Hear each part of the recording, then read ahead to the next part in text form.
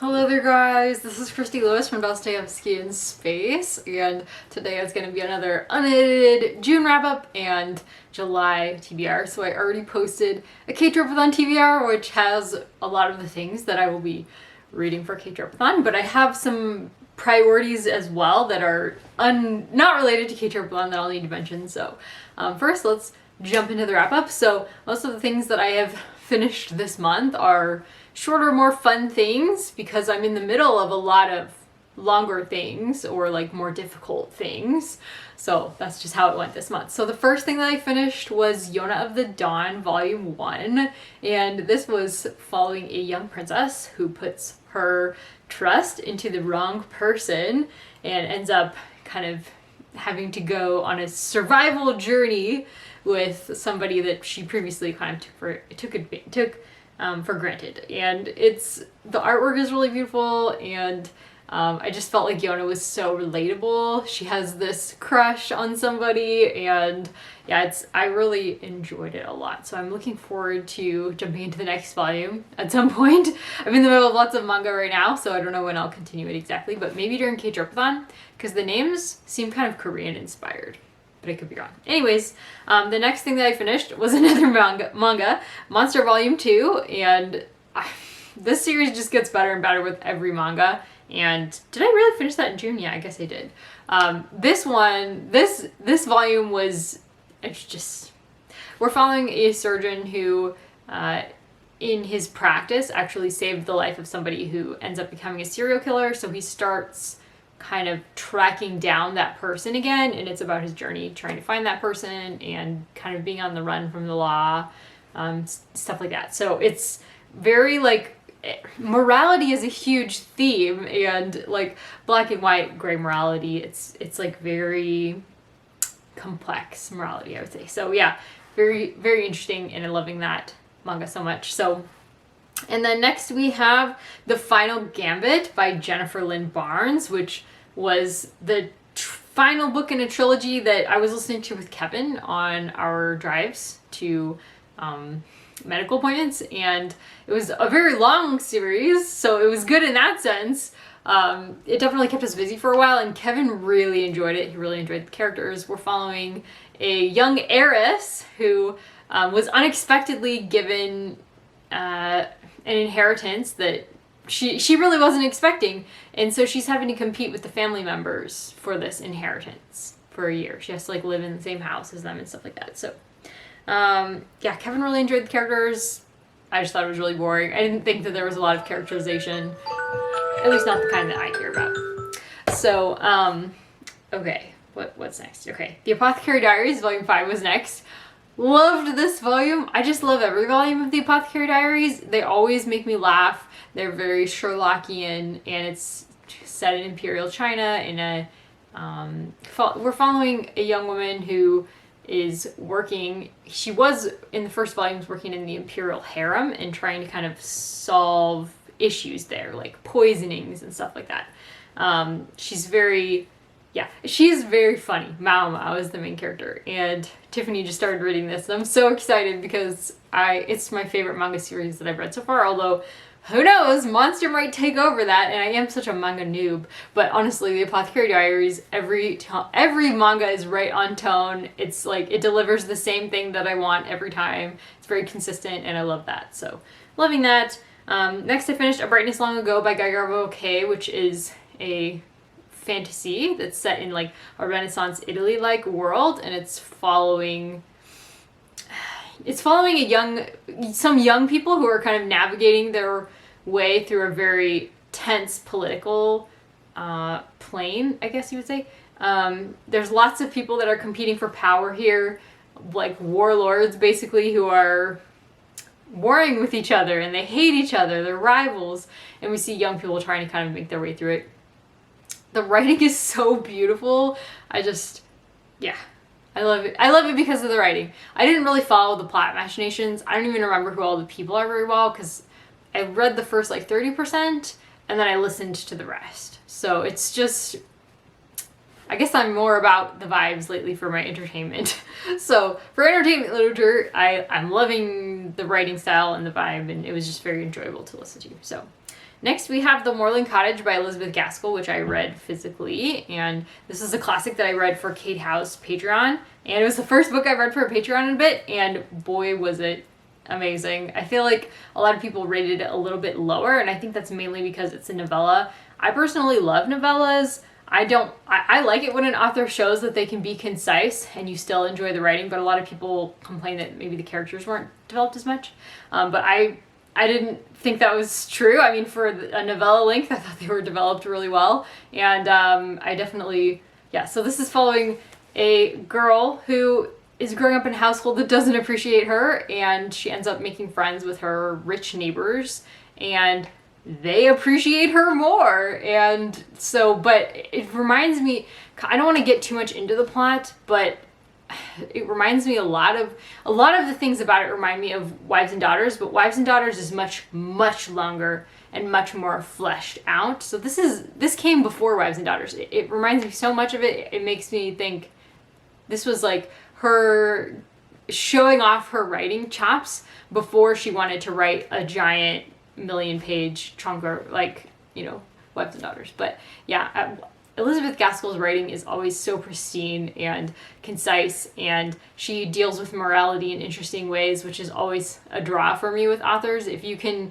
do something complex with your morality, then that's something that I find very interesting. I guess I was just reading about aesthetics versus morality in The Idiot versus Elif Batuman, and I thought that was interesting. I've never heard of that as like on either side. There's aesthetics and ethics and aesthetics. I've never heard that before, so I need to research that more, but I would probably fall on the ethics side of that. But anyways, fascinating. Next, I DNF'd. That's all that I finished this month. I am in the middle of so many things, like I said, so we'll see what I get to next month.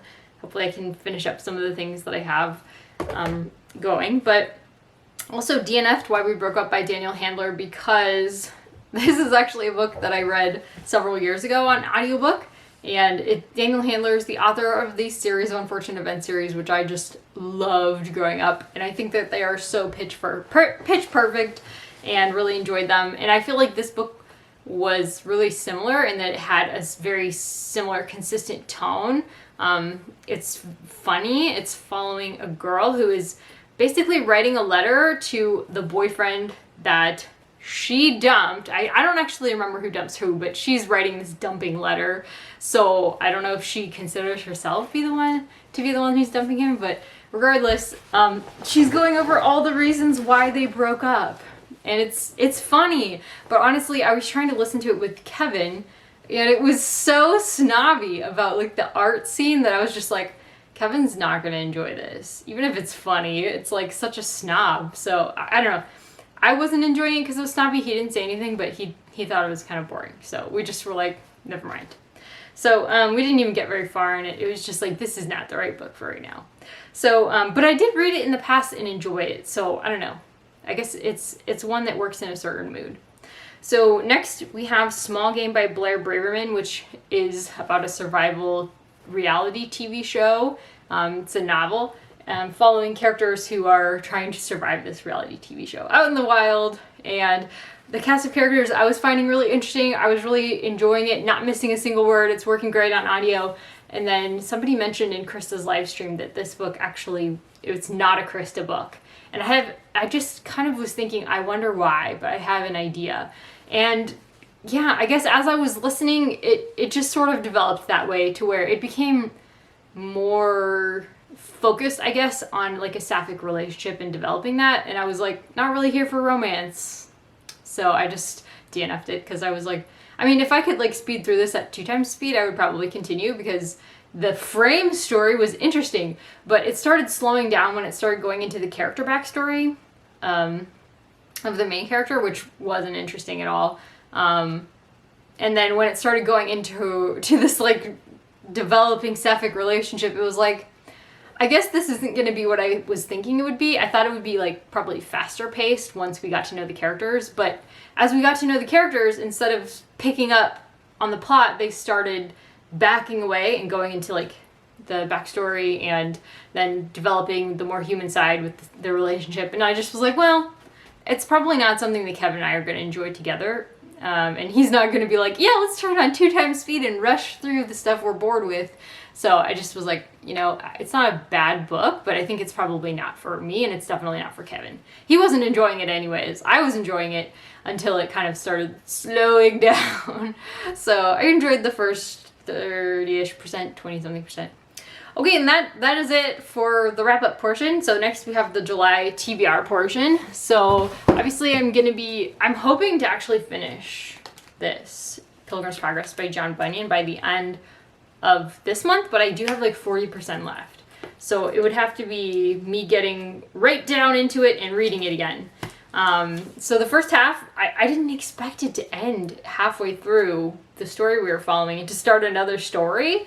It's still Pilgrim's Progress, but it's actually following a different pilgrim. So I was like, whoa! So I guess that's keeping it fresh and enjoying this. This is following, the first story is following a man named Pilgrim, and he meets all of these interesting people on his road through life, like Pliable, and, you know, people who are named according to their character for the most part.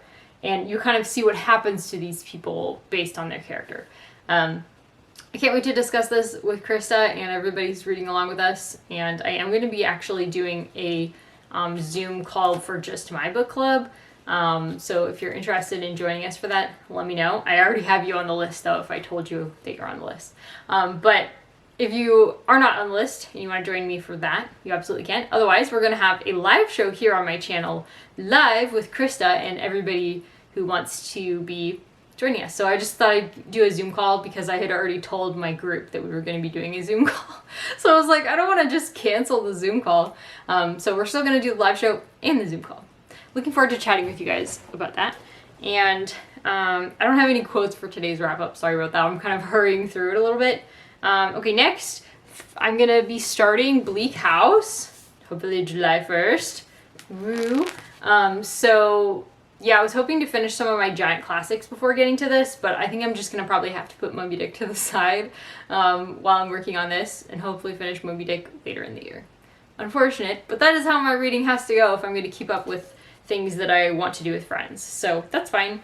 I have no idea what this is about at all, but I've heard more and more people lately telling me that they loved it, so that's exciting. Woo! We were supposed to be reading this with Janelle, and it's really, really heartbreaking what has recently happened with Janelle. I don't know if you guys have been following this. You probably have been. Janelle from Too Fond of Books. Her husband just posted a video saying that she actually passed away due to cancer last week. And so that's been really hard for the co-hosts of this readathon because we were so looking forward to hearing Janelle's thoughts on Bleak House. And last year reading The Count of Monte Cristo with her is a really precious memory for me. It was already a good memory and now it's even more precious. So Janelle is really special and I'm looking forward to reading this and I'll be thinking of her as I do it. Oh my gosh. Don't cry right now. So yeah, looking forward to reading this with Naomi and Victoria. Okay, so and for Janelle-a-thon, terrific. I'm an easy crier, in case you're wondering. That's what Naomi said in her video when she started crying. I was like, oh yeah, I can say that too if I start crying. I didn't even know Janelle that well, but she was really lovely. Reading with her was a blast last year. I didn't even enjoy The Count of Monte Cristo, but discussing it with her and Naomi made it worth reading. That's why I finished The Count of Monte Cristo. So, so if you guys have heard, there's going to be a readathon. It's actually happening starting today. Today is June 26th, so I'm doing this wrap up a little early. So Janelle-a-thon is what it's called. It's a readathon in Janelle's honor. Her husband posted this video saying, please remember her and read things that she liked and just keep her memory alive here on BookTube because she really lived for this community and we were her people. So yeah, everybody is kind of doing Janelle-a-thon. Janelle, I guess I honestly haven't even, I don't know her tastes very well, but I do know that she loved mysteries, and I've heard that she also liked classics, which I definitely experienced that with her for our summer read-alongs, that she liked classics. So my plan is to read some classic mysteries. I know she was a Christie fan, but I've read quite a few Christies already. So I decided instead to pick up Sorry, I'm trying to get it. It's The Innocence of Father Brown, I believe it's called. It's a, I don't know, I'm not finding it at the moment. But it's I'm probably going to listen to the audiobook, but I think it's a book of short stories by G.K. Chesterton that are Father Brown mysteries is what they are. I've only read 1 or 2 of them, and I really enjoyed them. But the last live stream that I saw Janelle on her channel, I don't know if this was her last live stream. She might have had more since then, but she was doing reading sprints for, I think, March Mystery Madness. And so I had mentioned on there, oh, you know, since I'm on a mystery stream, I'll pick up Father Brown's mysteries. But then the live stream ended and I didn't get to read them. So that's a book that makes me think of Janelle. So that's what I will get to. I don't know what she thinks of G.K. Chesterton at all, but that's okay. I'm going to read those. So at least one of those stories. Short stories are so nice because I can just do that. I could probably finish a short story in a month. I don't know about finishing anything else, but regardless, those are kind of my plans for Janelle-a-thon, as well as Bleak House, obviously. Next, we have Once Upon a K-Prom by Kat Cho, which is a young adult romance, and it's Korean themed, obviously. So K-Prom, Korean prom. I think it's a K-pop romance. I don't know. It should be a fun, fast read is what I'm thinking. This is our K-Drop-a-thon group pick. The cover is so gorgeous, and Tiffany actually used the colors for our K-Drop-a-thon bingo board.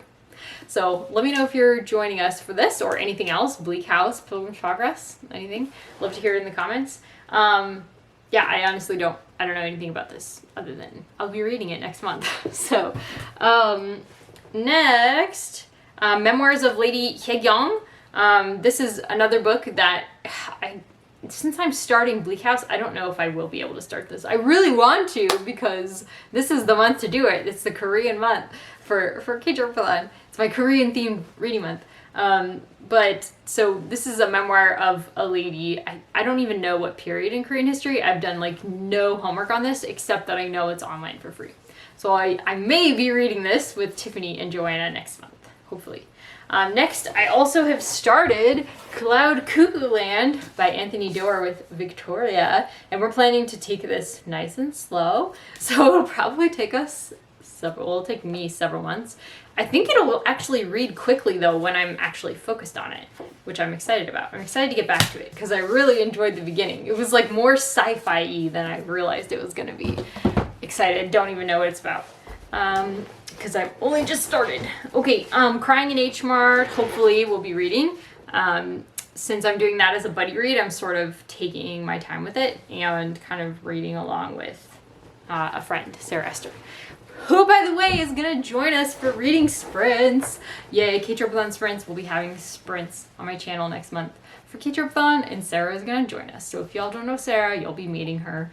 And she was one of my army friends that I met through Jenny. She's wonderful. So next, the Kate Howell Patreon book this month is The Belton Estate by Anthony Trollope, which I would totally plan to join in on because she was mentioning really enjoying it.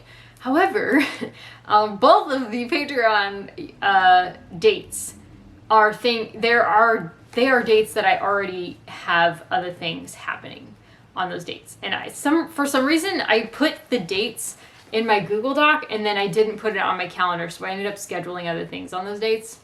That was unfortunate, but yeah, I think I probably won't be able to get to that one, unfortunately, because I won't be able to make the meetings. However, she will be having Island Magic by Elizabeth Googe as the Kindred Spirits book club pick. And I really was enjoying Elizabeth Googe, whatever I read of her.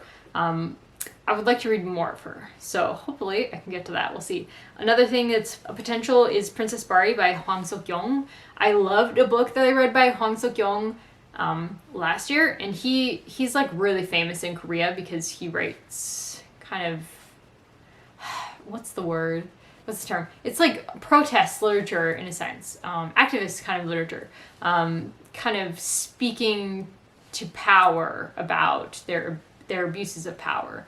And I really enjoyed Familiar Things, which is about families living in a dump, basically outside of Seoul, who were sorting through the trash that others sent them and basically living on it and how dangerous it was for them.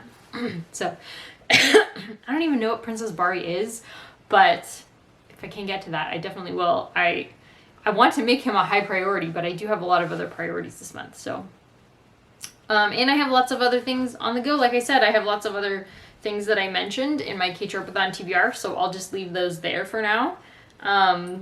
And there's also some webtoons that I really want to get to, like Navilera. Wait, hang on. I looked up how to pronounce it. Navilera. My speaker's on. Sorry, I forgot. I hope you could hear that. Navilera. Okay.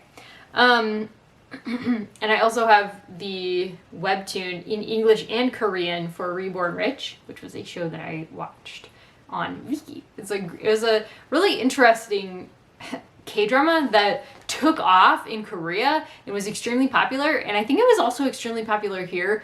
I mainly loved it because my favorite Korean singer, Jongho from ATEEZ, did one of the OSTs, the original soundtracks for this show, and it is so good. If you've never listened to Gravity by Jongho, Jongho, definitely go listen to Gravity because it is so good. It's so good. Okay, that's it for now, mostly. Yeah. I have some other webtoons, but I think I'll just leave it at that for now. And yeah, let me know down below what you read this month, what you really enjoyed, and what you're planning to read next month. Okay, talk to you soon.